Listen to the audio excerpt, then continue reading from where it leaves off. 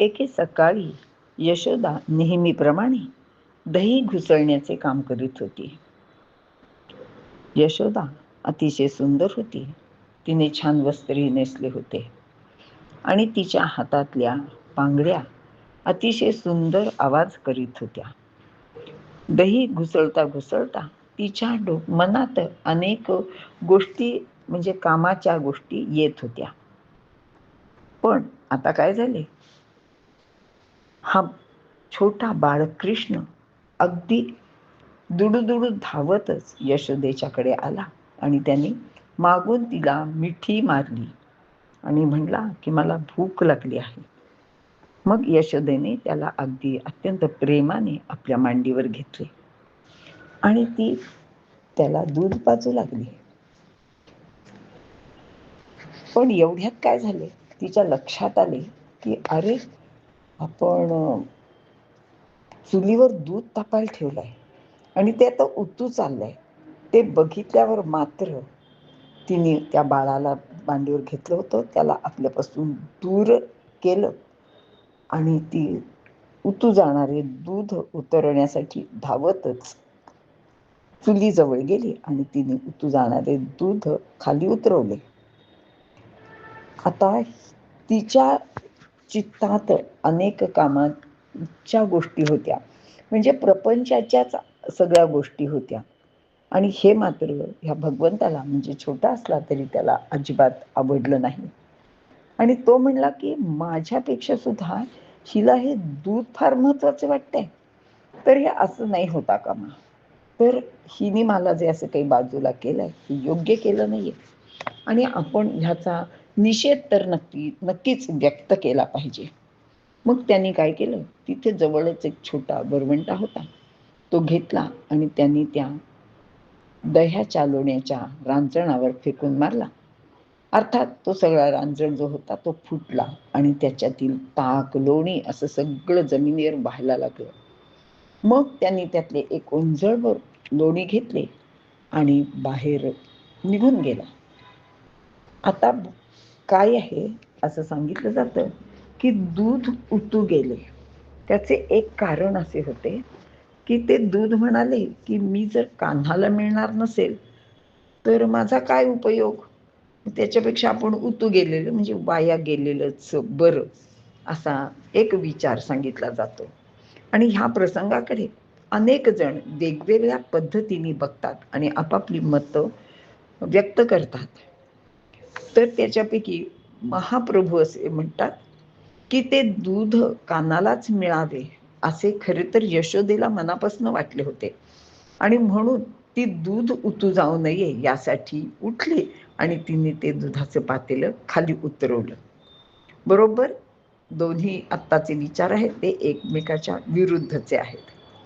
शिवाय असंही एक सांगितलं जातं की ते जे दूध होतं त्याला असे वाटले की आपल्याला प्रत्यक्ष ह्या सुंदर भगवंताचे दर्शन होत नाहीये, त्याला पाहण्यासाठी ते पातेल्यातनं वर वर आले.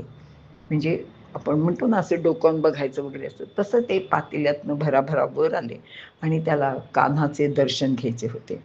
काही का असे ना, पण या सगळ्या प्रकारात चुलीवरचे दूध उतू गेले आणि त्याचा भगवंताला राग सुद्धा आला. तो म्हणाला की मला टाकून म्हणजे भगवंताला टाकून यांना एवढी प्रपंचाची आसक्ती का बरे वाटते, आणि ही गोष्ट त्याला अजिबातच आवडली नव्हती. असा ह्या भगवंताची ही गोष्ट सांगितली जातात. आणि मग ते दुधाचे भांडे उतरवून यशोदा परत आली तर घरभर सगळे ताक आणि लोणी सांडलेले, त्या तो रांजण होता त्याचे सगळे ते तुकडे म्हणजे मातीचे तुकडे इकडे तिकडे पसरले होते आणि हा तर कुठेतरी पसार झाला होता. हे सगळं आपल्या पराक्रमी बाळाचंच काम आहे हे तिच्या लक्षात आलं. ती म्हणली की आता असं नाही, ह्याच्या खोड्या फारच वाढल्या आहेत, ह्याला काहीतरी आपण शिक्षा केलीच पाहिजे. म्हणून तिने तिथे पडलेली एक छोटीशी काठी हातात घेतली आणि तो कुठे लपून बसला आहे याचा शोध घेत होती. आता हे सगळं तो श्रीहरी म्हणजे श्रीकृष्ण छोटासा दारात उभे राहूनच बघत होता, कारण एकीकडे त्यांनी हातात आणलेले लोणी आपल्या सगळ्या सवंगड्यांना वाटले होते. पण त्यावेळेला काय झालं होतं, ती जी सगळी मुलं होती त्यांचं तोंड घराकडे म्हणजे यशोदेकडे होतं. आणि हा लोणी वाटायला तिथे उभा होता पायरीवर. त्याची पाठ होती. त्याला यशोदा हातात काठी घेऊन आलेली दिसली नाही. पण त्याच्या सगळ्या सवंगड्यांनी बघितलं आणि ते हळूच ओरडले, "कृष्णा, आई आली आहे काठी घेऊन." हे ऐकताच कृष्णाने धूम पळायला सुरुवात केली. यशोदा त्याला धरण्यासाठी मागे धावू लागली आणि कृष्ण पुढे, पुढे, पुढे पळत होता. खरं तर ह्या यशोदेला धावायची सवयही नव्हती आणि तिला त्याच्या मागे धावणे शक्यही होत नव्हता. ती अतिशय दमली आणि असं बघा की योग्य दुर्लभ असा असलेला हा सर्वेश्वर परमपदाला, अव्यक्त परब्रह्माला ही यशोदा कशी काय पकडू शकणार होती? कोटी जन्माच्या पुण्याईने ज्याचे नाव मुखात येते, ज्याचे दर्शन तर होतच नाही, त्या सच्चिदानंदाला धरणे कुणाला शक्य आहे का? परंतु यशोदेला हा कोण आहे हे माहिती नव्हते. तिने त्याला आपला पुत्र समजून त्याला आपली काय शिस्त लावण्यासाठी आणि शिक्षा करण्यासाठी म्हणून ती त्याच्या मागे धावत होती. आता ह्या ब्रह्मांड नायकाला शिक्षा करणे ह्या यशोदेला तरी शक्य होते का? आता हा सर्व प्रसंग सर्व देवदेवता सुद्धा पाहत होत्या आणि त्या यशोदेच्या भाग्याचा हेवा करत होत्या आणि मनातल्या मनात म्हणत होत्या, यशोदे खरंच तू धन्य धन्य आहेस ग. या ब्रह्मांडाला पोसणाऱ्या सर्वेश्वराला तू त्या एवढ्याशा लोण्यासाठी शिक्षा करणार आहेस. आता काय म्हणावे तिला?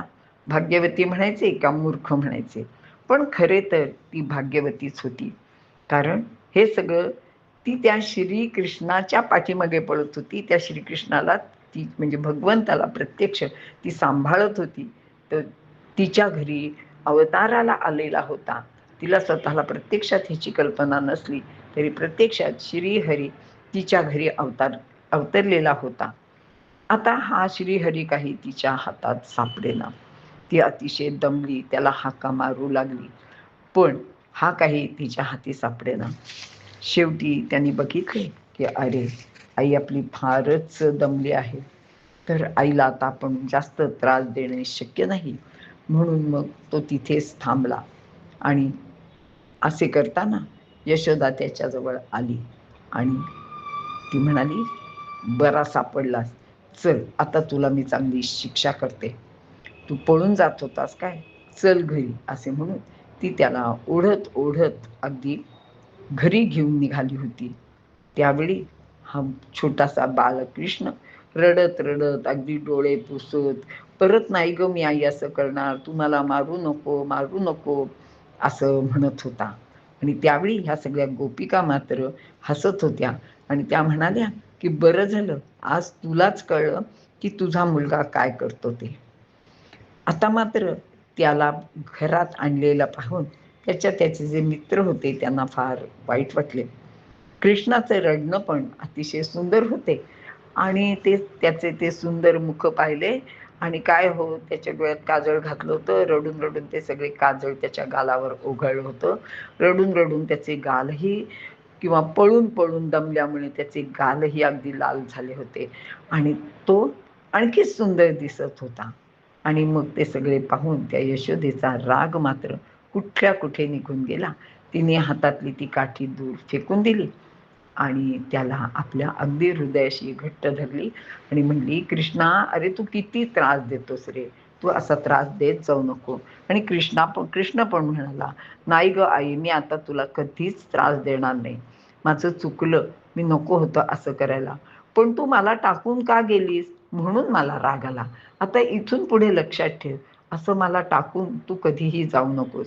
यशोदा म्हणली, "नाही रे बाळा, नाही. मी तुला सोडून कधीच कुठेच जाणार नाही. लक्षात ठेव." अशी ती सगळी प्रेमाचं संभाषण सगळ्या गोपिका अगदी दुरून बघून कौतुक करत होत्या.